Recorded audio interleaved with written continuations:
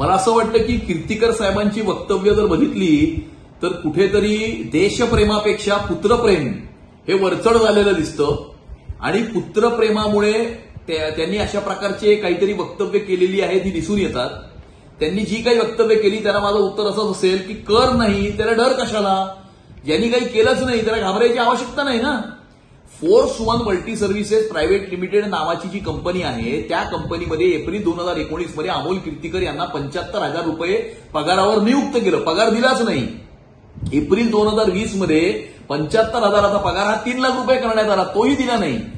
खिचडीची कंत्राटं मिळाल्याच्या नंतर त्या कंपनीमधनं अमोल कीर्तीकर यांच्या अकाउंटमध्ये 95 लाख रुपये, 45 लाख रुपये पगार आणि 50 लाख रुपये कर्ज म्हणून क्रेडिट झाले. त्याच्याबद्दल ईडीने त्यांना समन पाठवलं. त्याचं त्यांनी उत्तर जे काही असेल, एक्सप्लेनेशन असेल ते ईडीला द्यावं ना त्यांनी. आणि त्यामुळे जर त्यांनी काही कोणता गुन्हा किंवा चुकीची गोष्ट केलेली नसेल तर त्यांना घाबरण्याची आवश्यकता नाही.